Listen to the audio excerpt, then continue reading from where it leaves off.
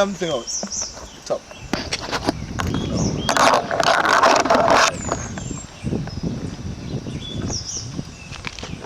I'm using the view by now, you know. Captain, it's the 26th of May, 2004, and we've just gotten from the airport, and Cardboard is still smoldering. cardboard is still smoldering.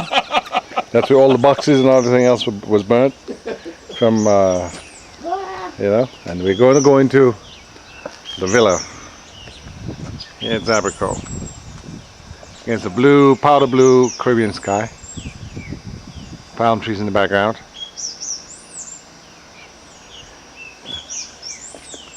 My word, my word. My word, my word, my word, my word. Captain? I know. Captain. I know. You've done it, you've done it. Last night was all junk and stuff. You've done it. And stuff. My word. Thank God. It's all here. Ta-da! Ta-da! John, where are you? Ta-da! Ta-da! My word. My word. Hold on. This one here. Ta-da! Yeah! Wow. Captain, God bless you, my brother. God bless you. Yeah, more here. Ta-da! My word. There goes. Ta-da! Yeah, Christmas. Yes. And I saw you change your chandeliers and everything else. Yeah. My word. This is wonderful. Can you put this on? Can you put the lights on? Yes. There you go.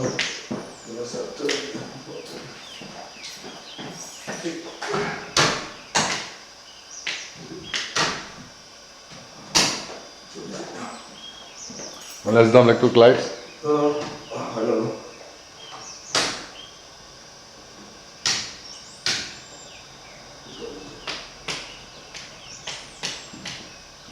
Dominic himself. Dominic meow. Take lights.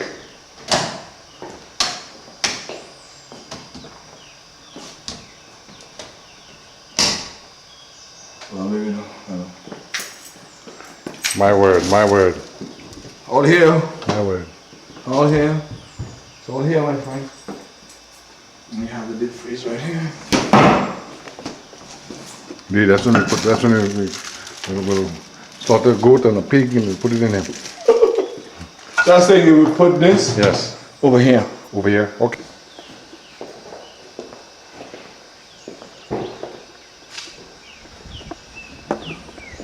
We've just arrived at Zabrico. The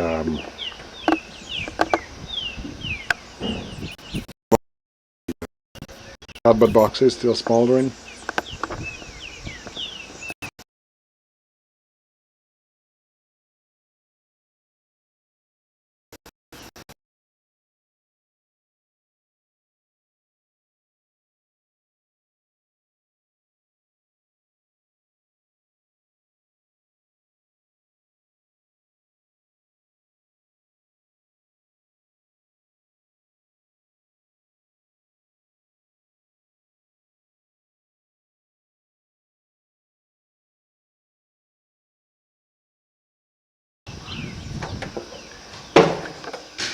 Honey, this is your home. Some more coming in.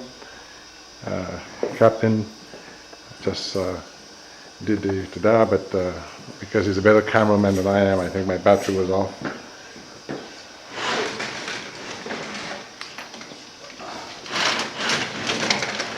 You turn it the other way first. Close it, yeah. Close it.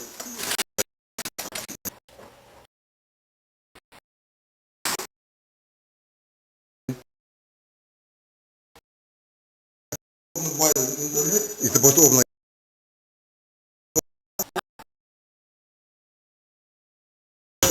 that how it's fitting Let me onto put the book rear? signing of Leblanc.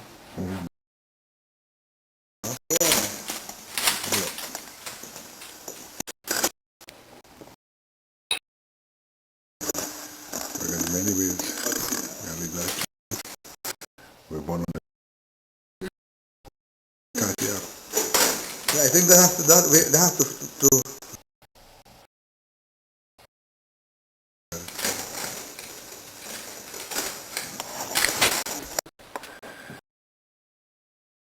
Dominican Western Canada.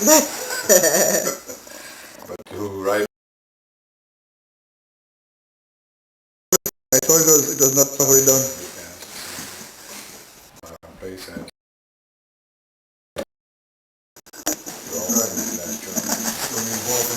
we are. We were born on Okay. culture. And they're not by ordinary people. On the family of all mankind. It's only who I can talk about Justice the formal luncheon of this book in Canada, country which make it during this time. Thank you. God bless you.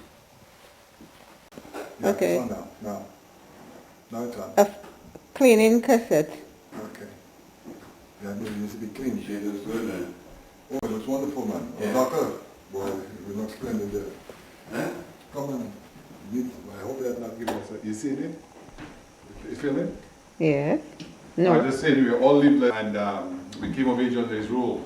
Yeah. That's the type of camera that I saw on TV that actually records voices. Yes, but No, just serious. I'm just standing here next to a Dominican resident in Canada. Who want to be given his rightful due? that's Right right. Honorable Justice Irving Andre. You I'm must just not, thinking. Christian, you mustn't laugh at the book. Remember what the Bible said. Exactly. Thou shalt.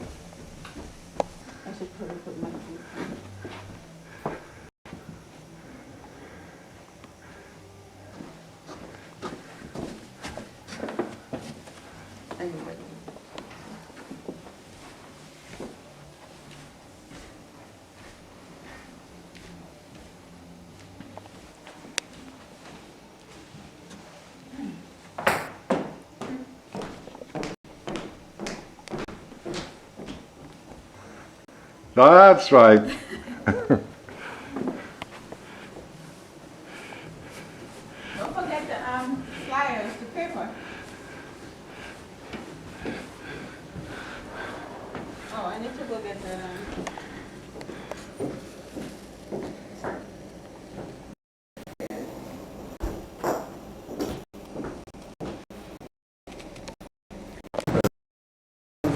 Here we are getting ready for today's date, of course, January 29th, 2005 at the Snail Grove Community Centre in Brampton, Ontario. We have over here the family of Right Honourable Justice Irving Winston Andre, who in a true mother's fashion first to be called simply a Dominican resident in Canada.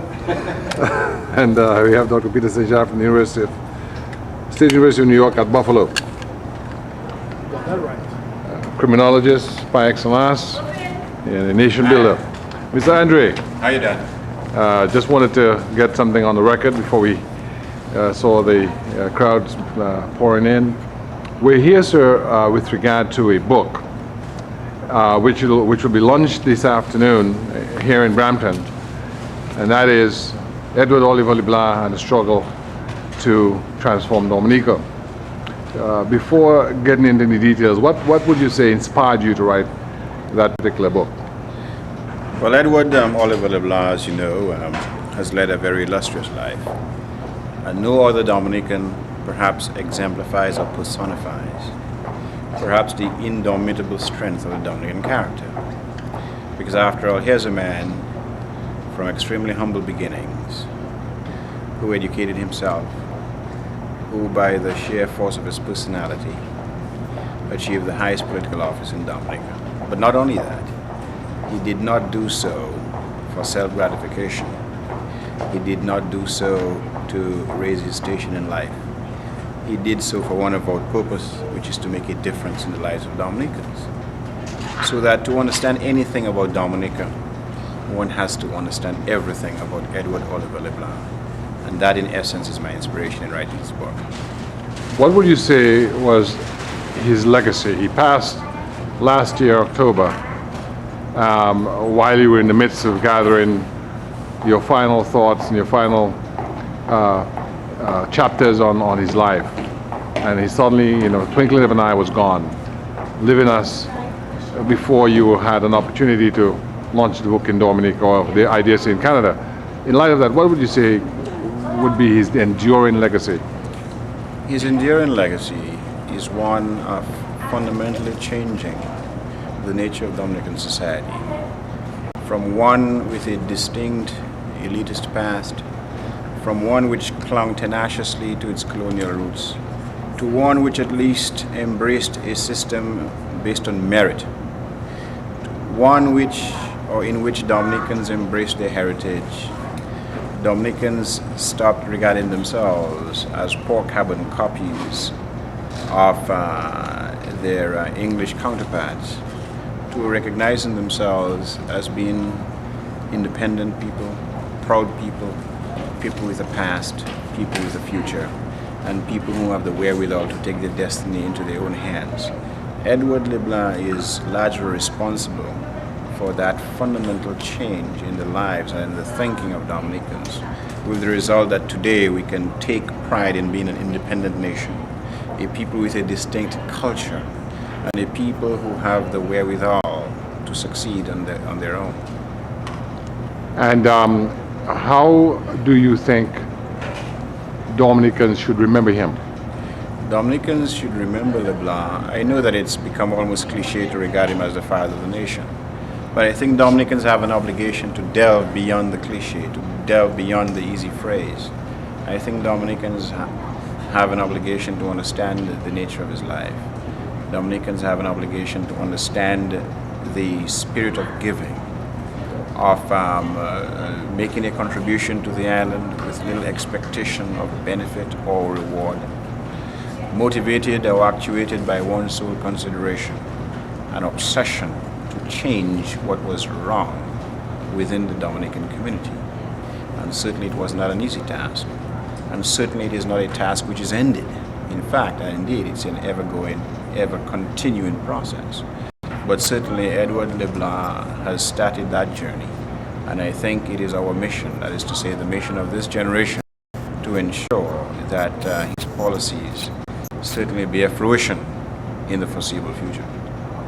And how do you think ultimately that which he taught as far as self-reliance, distinctly Dominican cultural profile, how would that could that have been said to have impacted or propelled the foundation of Pontcase Press and the literature that you in fact have contributed to over the years? Edward Leblanc, and one of the distinctive achievements of Edward Leblanc is that he engendered in the 60s a literature not only about Dominica but by Dominicans. Edward Leblanc, you may recall, initiated the process where Dominicans started writing about their experiences themselves, their community, not longing for snow and mistletoe, not longing to embrace the European experience. And Edward Leblanc started certain magazines, DS Dominica. In 72, as you recall, he authored, or he caused to be authored, this book on Dominica's history, which was perhaps the first text of its kind. Is that aspects of Dominican history? Precisely. And it was in that book, as you may recall, there were contributions from noted Dominican historians, Dr. Cecil Goodrich, Dr. Baromi at New York University, and Father Prosmans, you may recall. We have tried to taking that step to the next stage. We have the logical culmination of that process was to create an indigenous press, which, as you know, was founded in 1972 with Gabriel Christian and myself. And I'm proud to say that since 1972, 92, I'm sorry, in the 13 years which have passed, we have produced some 12 books, which averages one book per year. And we've done that without seeking any type of financial contribution from any type of lending agency. We've done that without having at our fingertips research material from the great universities or the great research centers in North America or in the Caribbean. We've done that primarily because we believe that it is intrinsically right to pursue that goal. And most of our texts, virtually all of them, have had a Dominican focus. We've chronicled the lives, the achievements, the great changes in the Dominican community since the attainment of universal adult suffrage in 1951. They've explored the Dominican personality. They've tried to shed light on the cultural development of Dominica. What is it to be a Dominican? And it seems to me that through our efforts, we have furthered the discourse on being Dominican, on being independent, and being a proud people. Where would you place on the hierarchy of, elements which are important to the foundation of a durable nation state? Where would you place literature, Mr. Justice Andre? Oh, very much at the pinnacle of priority. It should be. Why? Because people are defined not only by what they do, how they earn a living, but by their ideas, their creative potential, their definition of their own personality, how they see themselves, how others see them. And literature is basically a portrait in which the world can stare at a people, can appreciate that people, and can get a sense of inherent dignity and worth of that people. So with respect to literature, and given the fact that we're a small community with very little resources, literature is perhaps the greatest potential. Literature and culture, and obviously when I say culture, I use it in a way which encompasses not only the creative writing, but also song, dance, graphic arts. The culture of the island is perhaps the single most important element in its history, in terms of Dominica being defined by the international community, and perhaps Dominica gaining the respect that it deserves from the international community. And I'm sad to say that it's perhaps the most overlooked aspect of the Dominican experience, and hopefully we can change that. Thank you very much, Mr. Andre, Justice Andre rather. I will get back to you during the course of this afternoon's events. We're also here with another learned Dominican. Dr. Peter St. Jean is an eminent criminologist and professor of criminology at the State University of New York, Buffalo. Of course, he had his camera rolling. Dr. St. Jean, you made a very arduous trip through the Canadian snow-bounded streets to be here with us this afternoon. And I know that it was important to you. And if in a nutshell you can tell us why you believed it was important to be here at the launching of this book, we'd like to have that for the record. Well, I guess for two-in-one, to support a personal friend, Justice Andre Irving, and to be a part of the legacy of the book.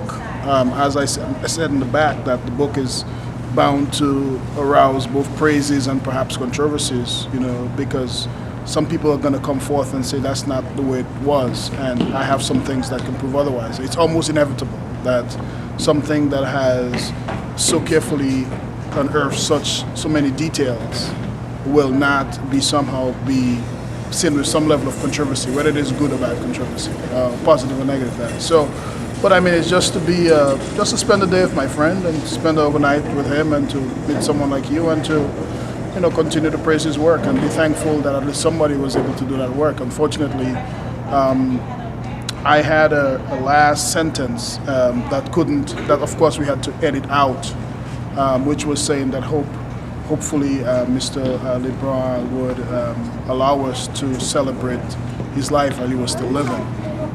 And 3 days after I wrote that line, of course, he passed away. So, and of course to meet the family members. That one of the granddaughters I understand is a student at university where I teach, and I long to be able to be a mentor to people like her. So that's why I'm here. Well said, Dr. St. Jean, and just on the point about the responses that the book's publication might elicit, would you say that's exactly the idea, that the ferment that it may cause might actually lead to the production of new literature, new books for those who might have contrary views? I think more importantly, it should not so much about the contents, but also the form. That it is, I believe, a compelling methodological piece for those of us who want to take it to another level. Because we can always bicker about the facts, but how do you verify the facts? And I think Justice Andre has kind of left trails that any person who would want to reinvestigate what he investigated, or would want to figure out how to investigate the life of, or to tell the life of the great Gabriel Christian, will at least have some instrument that they can follow. And I think if anybody followed the kind of methodological protocols that Justice Andre used in that book, that person will be writing a songbook. So it is even beyond whether or not you like the contents. You can think about the form also. And indeed, maybe I should take this opportunity, Dr. Stenjai, to congratulate you on your work in also trying to chart the course of our island society's handling of the issue of crime, how communities can work collaboratively with the law enforcement agencies to curtail criminal activity, and your work with the Academy of Arts and Sciences, the Dominican Academy of Arts and Sciences, and the various symposia, which you have tried to use some of the methods that you have learned in your professional work to give a voice to the concerns in Dominica we have, and perhaps point a way to some of the solutions which can be fashioned to make our country a better place. And also, in addition, most recently opening doors at your university to at least one Dominican. I always say half a loaf is better than none. At least one Dominican who otherwise would not have had an opportunity. Is she studying criminology, by the way? She's actually doing a PhD in sociology with a concentration in criminology. Hopefully she'll be our first female criminologist. What's her name, by the way? Her name is Daisy Henderson, who's not here with us for a variety of reasons. But she typifies the Dominica brain.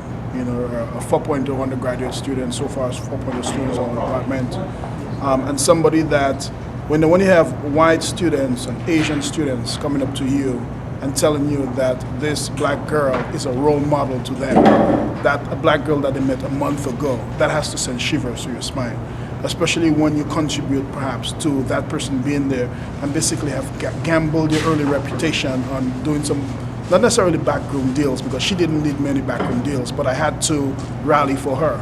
And basically her failure would be my failure, her success, hopefully it's just her success. But I had to keep my fingers crossed, and it just couldn't be, I just couldn't have found a more perfect student. Hopefully someone, like I told her, part of her responsibility is to make us proud. And as a matter of fact, wouldn't you say, Doctor, that effort by yourself is in line with Premier Leblanc's legacy of opening doors of opportunity, educational opportunity to others? Yes, well, yes, by all means. I mean, it is those of us who have concerns. Yeah, Leblanc, clearly from what I've read. I mean, of course, I never met him personally. Well, not of course, but I never met him personally. May have heard his voice on the radio when I was a little boy, but from what I've read, it seems that he would want to do the same. And I think maybe what's in that effort that is probably most reflective of his legacy, as I understand it, is the fact that I'm not looking for praise from this, that I will take the blame but not the glory, And I think the same way that that seemed to have been his spirit, that you'd find out later on that he was the one who made that move, but he would not go tooting his own horn. Thank you so much, Doctor. We'll be seeing you during the course of this evening's event. I'm sure you'll maybe have a chance to say a few words, and later on certainly we'll continue the discussion.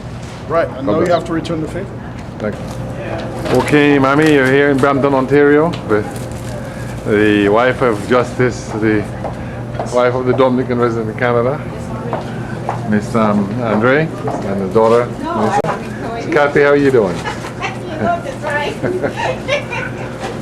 Tell us how important this afternoon is to you, Kathy.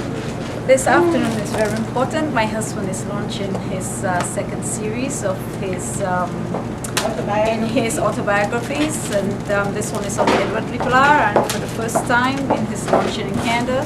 It's a huge event. He'll have like 150 people here, cross-section, all different people from everywhere. And Mr. Leblanc's family will be attending the function, and that in itself says a lot. And on top of that, we we have friends from Washington, and we have friends from Rochester, and we have friends from Buffalo, and without the help of Mrs. Christian, I don't know how I would be able to do this. So I thank you guys for coming, and I really appreciate the help. Over and out. Okay, thank you. Melissa, I know, but would you like to say something about this event? then we can all enjoy it. like it being they watch. No, we have some more. Yeah, my dad is watching his At least you book can enjoy the today, program like everybody else. and we have a lot of people coming from, not only from Canada, but we have a lot of people coming from America and other places, and it's going to be a really big event, and I hope it turns out a success. Wonderful, wonderful. It's good to meet you again. And you're a wonderful young lady in the true tradition of your dad and mom and dad. Thank you. Here we have a visitor from resident in the United States. It's Christian. I'm just ignoring Gabriel. This is Christian. I mean, why are you? Yeah. Can you tell us about your visit to Canada? I am here to help Irving launch his book. And any notes on Mr. Andre? I think that I hope he does very well today with the sales and people come out and support, because I think it's a very important book. I think it's like all the others. This one is well done, and I'm just want to say congratulations again, Mr. Andre. Job well done. You've outdid yourself this time. Thank you. Bianca, good afternoon. How are you? Good. Wanted you to give us a few comments on today. What's going on today here in Brampton? My dad's having book launching. Okay, and what is the book about? Edward Oliver Leblanc. Who is he?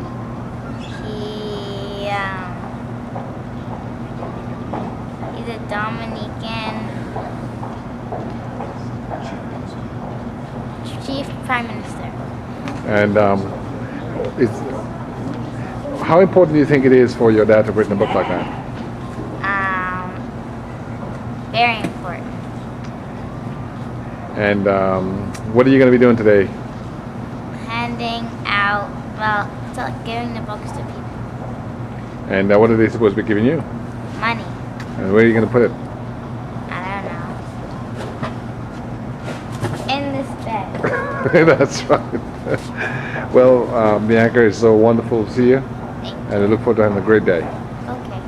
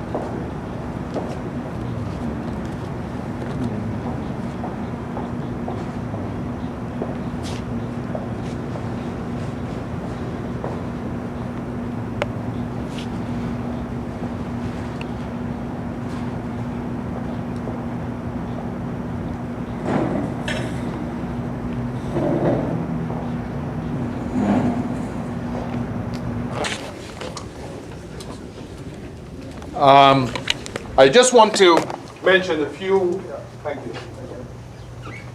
I just want to mention that we did get a few emails.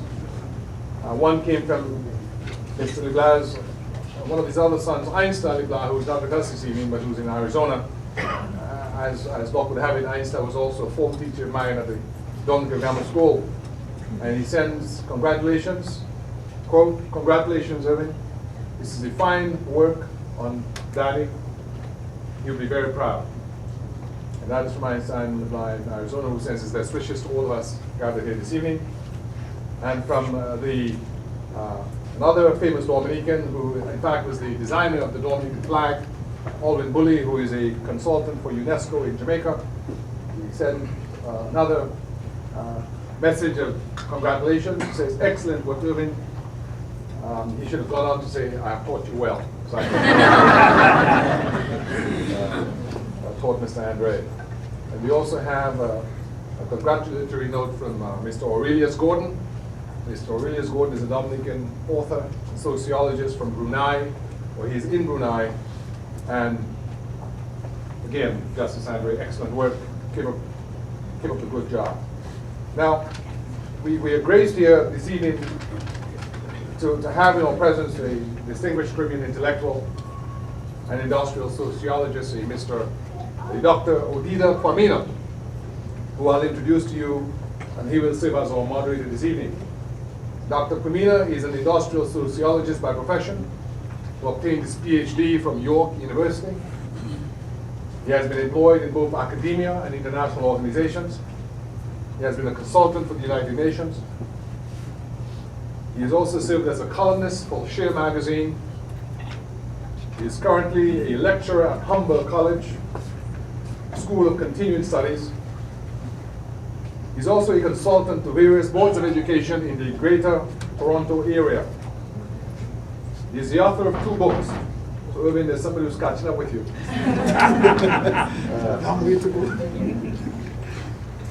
One of the books, of course, is All Things Considered, Can We Live Together, which is a history or a study on Canadian race relations. And then the other book is on the Guyanese mine workers, the mine workers of Guyana. He's married and has 2 children. He's married and has 4 children and 3 grandchildren. I'm paying for this. That's right. So without much further ado, this gentleman has an illustrious resume, and his work over the years commends him to us. Let's welcome Dr. Odida Famina. Here.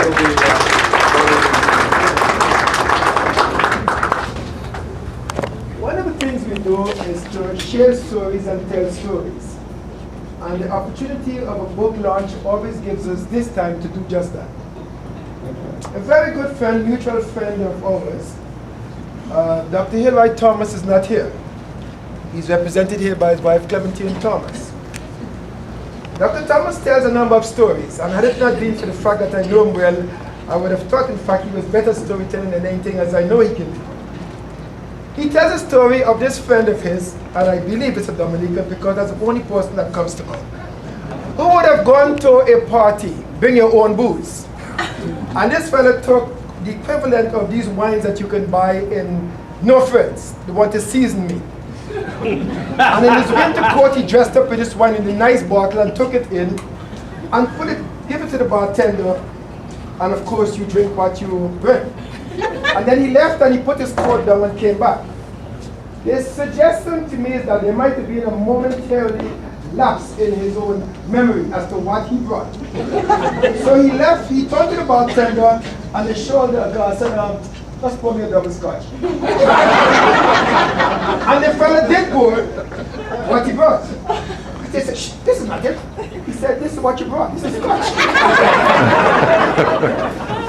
And I use that perhaps, this is one of the many raconteur, one of the many kinds of stories you hear from within the island and within the whole question of Dominica. Dr. Thomas for me then represents a starting point in that I met him first and I would have met Judge later on. And then when you meet the judge, you meet somebody with energy. You're not quite sure where the energy comes from.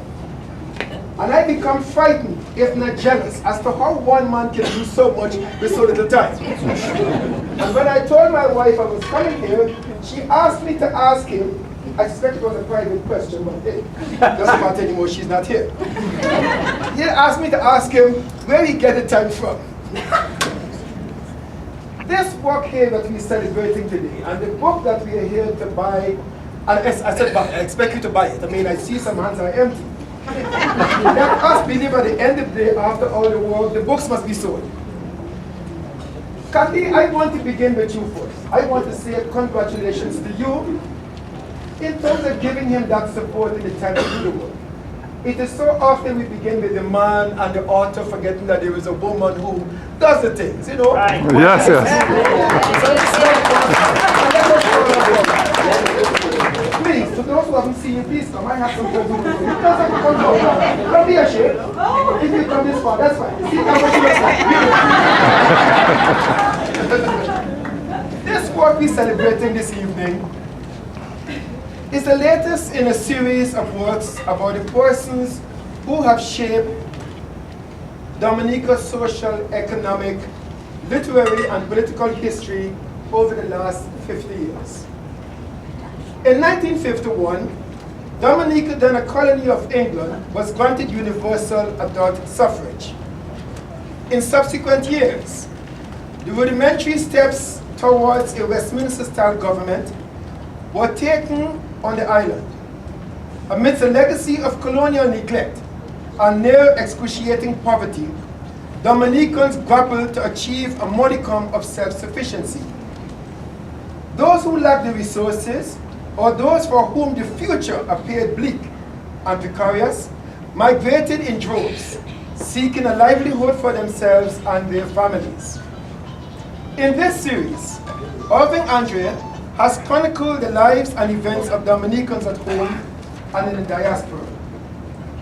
For example, in Distant Voices, one of his books here that you must buy, published in 1999, he traces the development of creative writing in Dominica, in the island within, the same year, 1999. You think by now you would have been tired. He portrays how a group of migrants maintain a sense of coherence and unity in their adopted land, even while they cling to their island identity. Along with attorney Gabriel Christian, are you here still? Yeah. Who introduced me? That's it. He co-authored In Search of Eden, again on display here. This was in the year 2002. An exhaustive study of the formative events in Dominica's history. In the first of two biographies, Franklin Andrew Barron, The Man, the Myth, and the Mission, published in 2003, Andre painstakingly retraces the swirling political controversies and the travels of Dominica's first chief minister, as he sought to make Dominica a self-governing entity. Barron, however, was severely hampered by the perception that the main beneficiary of his policies was a narrow group of established families ensconced in the island's capital. Enter the book and the work in question. In this work, he had left a sting of elitism and favoritism when in 1957 he was denied a scholarship to study medicine. Despite having met without the benefit of a secondary education the requirements for admission to university in England. In 1957 and then in 1961, Leblanc defeated two of the most powerful politicians in Dominica. During the 1960s, he systematically dismantled all the bastions of privilege which had hitherto impeded the progress of working-class Dominicans, and forever changed the island's social and economic landscape. By the time he voluntarily resigned from office in 1974, Edward Oliver Leblanc had left through his policies, leadership, and his legendary honesty and altruism an indelible mark on his island and the people. Edward Oliver Leblanc and the struggle to transform Dominica, published this year, being launched today, provides a thorough history of the life and times of the main architect of the Commonwealth of Dominica. This is part of the story. I didn't write the book, and I don't have no responsibility to tell you the whole story. You have to buy the book. You have to read it. And Irving is going to come and share some of those thoughts with us and help us to understand this ongoing experience and experiments in one of those islands that we so now come to understand and to love, Dominica. My task today is a simple one. My task is to call other persons, other individuals, to come and share with me this moment of gladness, this moment of happiness, this moment of celebration, to say to Irvin, to say to Kathy, thank you. Thank you for bringing Dominica abroad. When I go to Boston, I meet all of those, illegals and illegals, some hiding and some and I meet some of them here too. Don't bother, you don't have a cornerstone, I meet Guyanese hiding and that's illegal too. Hey, if you get out, you get out. We all know. But don't bother, we're not going back home. So my task is an easy one. My task is to ask others to come and say those things that must be said on an occasion like this. We want to extend our congratulations to him for the energy, the work, the dedication, the commitment, and perhaps more importantly, the willingness to share publicly with all of us these experiences. For those of us who would get into the text, and I hope you do so quickly, the text for me relies primarily on a lot of useful primary resources. Primary means that he has the first shot of them. He is giving us things first that we did not get before. And more importantly, when the next set of works would come out of this, those works will rely on what he has done. And the best we can hope for is to add some other statements. So we are in fact fortunate today, not because we have been invited, I don't feel special, I feel glad that I'm here, but I think we are witnesses to a launching of again another important work telling us about Dominica and telling us about those struggles. I am going to invite now Professor Peter St. John to come and share with us his thoughts. Are you here? Yeah, please, come. Join us. Please welcome him.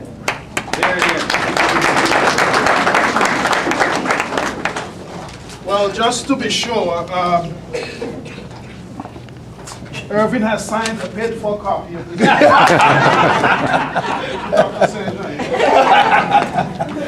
Cash. And you can read in the back my commentaries on the book.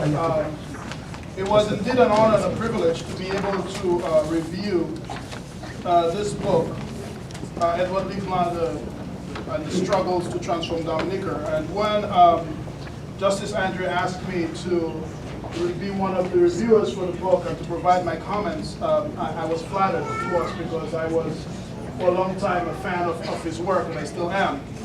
But I'm going to be very brief in respect to those of you, you're standing and you have strong legs, and I cheat every now and then and sit here, so you might not be able to do that. So I will just be very brief in a minute.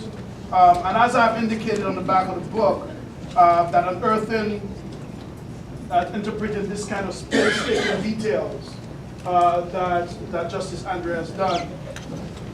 I don't say this here, but part of what I would have said if I had more space was that this book also creates some sort of methodological standard. What I mean by that is when you do research, you want to leave tracks so that other people can do what you did and maybe come up with the same results that you came up with. We call that reliability in research.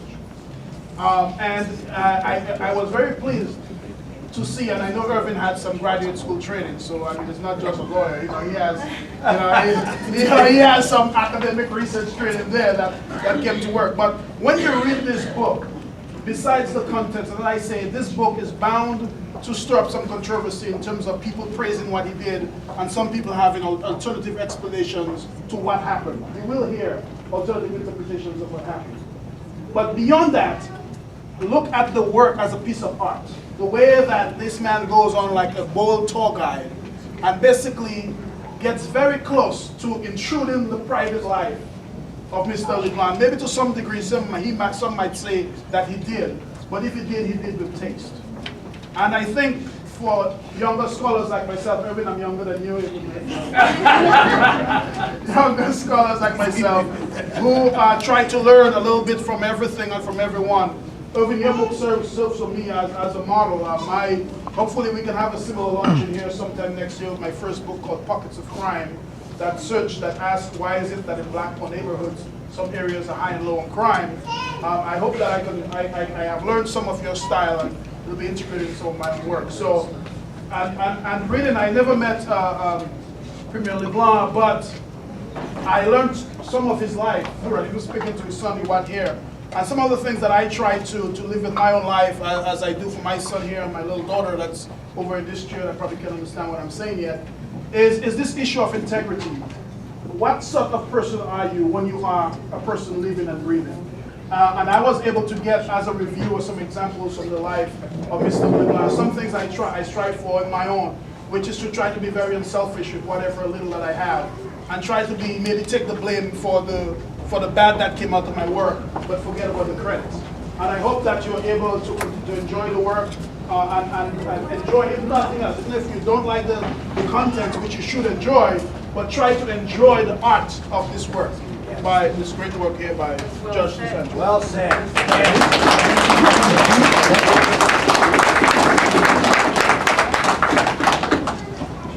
Mr. Pamino?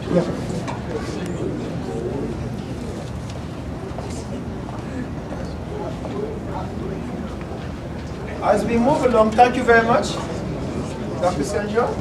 As we move along, let me also recognize his wife, please, Dr. Sarin. Dr. Sarin Saint-Jean, he's also here visiting. And by the way, don't ask me for medical advice. Please, welcome. We have a number of individuals here that is fitting and in keeping with the spirit of what we do today. And I'm just going to call your names out. You might hold back your applause until I'm finished. We have Justice Hugh Atwood. We have Justice and Mrs. Marvin Morton. Justice Nancy Kastner. Justice of the Peace and Mrs. Pryor Bonus. Justice of the Peace and Mrs. John Gary. Mr. and Mrs. Ewart Leblanc and family from Rochester, New York. Miss Ellen Leblanc, representing the Leblanc family from Arizona. Attorney at law, of course, we have Gabriel Christian and his wife, Joan, from Maryland. We have Professor, we already introduced him. Mr. Kenrick Sylvester, acting president of Cicero Cultural Club. Mrs. Lucia Stewart, president of the Commonwealth of Dominica Association, Hamilton chapter, accompanied by her husband.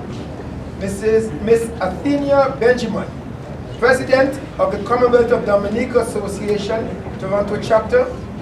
Mr. Mike Kong, president of the Kiwanis Cultural Club in Brampton.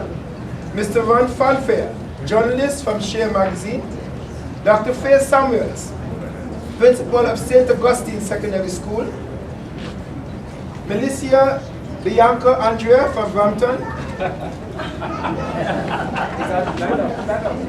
Sorry? She's there, true? I'm just following the instructions. Miss Angela Johnson, Vice President of the United Achievers Appeal, and Mr. Frank Watty, economist. Please give them all a hand. If you call me up any reason I'd like to do this. This is the record. We are going to move forward quickly so we can get into the business of buying and shopping books. And we're going to ask Mr. Instar Leblanc to come and join us and to offer a few words, please. Ewart. You can see it? Oh, yeah. Please give him a hand of applause, please. Let's try it again. Let's try it again. After all, is this again, please? Here. Very well done. Yeah. Yeah, thank you very much. If my voice does not telescope too much, can you hear me in the back? Yes. Okay, I'll try to. Bring the podium closer. Okay. This is not the day for long speeches. It is a day of reading. But after all, we have a book. However, some things have to be said. When I was in Dominica this past November, attending to my father's funeral, in typical soundbite fashion, I was asked by a reporter whether I would be willing to tell them 3 words that best describe my father. I responded with integrity, character, tough, excellence, philanthropic, smart, intelligent, By the way, he always made the distinction between smart and intelligent, and he selected a combination of both in his party. Loyal, patriotic, enigmatic. I was asked for 3 things, right?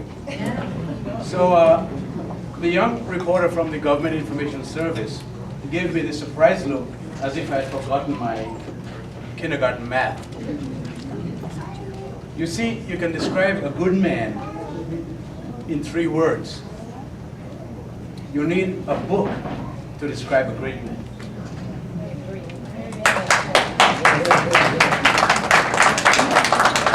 And folks, the book is here. Edward Leblanc and the Struggle to Transform Dominica by Irving Andre is here. This book is not only about EO, as many call him, and Dominica. It is about humanity, character, ethics, and all the words I used before, and has implications that transcend Dominica. So for people here who are non-Dominicans, don't feel disenfranchised. You can get a lot of the book also. You will understand what I'm talking about when you read it. My father passed away when the book was nearly completed, and while his initials EOL does not mean end of life, I might suggest equal opportunity learner. Yes, equal opportunity learner. That's cute. This book will be a catalyst in keeping his memory and legacy up front and close. As I knew him, he was a super dad who never wore his heart on his sleeve.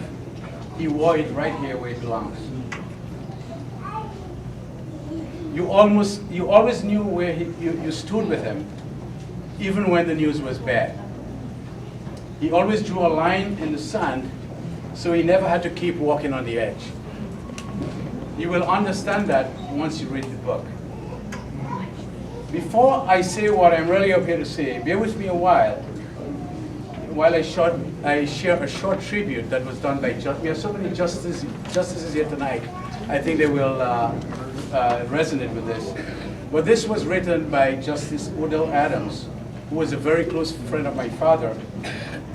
And the message really epitomizes who my father was. So that those of you who do not know him, before you read the book, you can get a little bit of insight. So just bear with me while I read that short tribute. By the way, it was presented at the church when we eulogized him, and we're not just eulogizing him, but I think this is important. And here it is. The death of my true and noble friend, Edward Leblanc, has taken an inevitable place among the milestone memories of my own life. It has become so when I recall the first time we met, and that indefinable spiritual ingredient made itself company and eventually would generate the energy that every now and then leads to a lasting and fulfilling friendship between two people. I shall always remember the visits to his home, at once aristocratic and simple, reflecting the temperament of a man who would himself with equal appropriateness be as described. I shall remember too the idyllic setting of peace and quiet in which we would often sit at his home as he took us into the several areas of learning for our mutual enjoyment. Edward Leblanc was by any standard a learned man and enlightened by the profundity of his voracious reading. I remember confident that it was that knowledge which made him the kind of human he turned out to be, and would have made him the person I eventually had the good fortune to know and immensely respect. How well do I remember our discussion of theology, his masterful acquaintance with the Christian Bible, putting my own lesser knowledge of the good book to shame. I believe I came to appreciate the ideals which he pursued for sake of country, and sometimes I detected an aura of sadness and muted anger, anchored, I suspect, in the belief that his country had somehow not answered the call to which, as his leader, he had once dared to summon it. Not for Edward Leblanc, the path of the corrupt, but rather the straight and narrow way that would serve his country best. And now, even now, I can see him taking his seat in that place of many mansions, eminent amongst the company of good souls like himself. May the service of Edward Leblanc in his country warm the hearts of his loving wife and family, and sustain him as they ponder the new journey upon which I know he has now fearlessly and studiously embarked. Farewell, my friend, and let the poet speak. death must not find us thinking that we die. And I found this very consoling at the time when we were wrestling with the sadness of his death. Anyway, on behalf of the Leblanc family, I spoke with my mother, Irving, last night, and she asked me to convey thanks and congratulations to you. She has not read the book yet, but I sent her a copy. Okay. But on behalf of the family, I want to extend congratulations and thanks to you, Irving, for a masterful piece of work that I found to be fact-based and well-written. It is indeed a heroic effort. It is indeed a heroic effort about a heroic man. I suspect that once you start reading, you will find it as difficult to put the book down as I did. Thank you very much.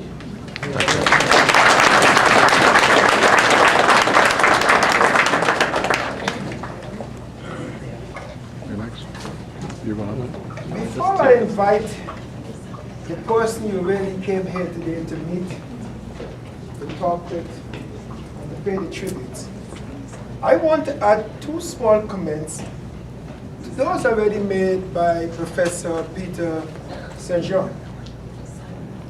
And it's really within the realm of the quality of the work that we have been given this afternoon. One of my professional background is in strategic studies. So I Many films in it. You want to comment? Yes, please. Yeah. Thank you very much, Dr. Green.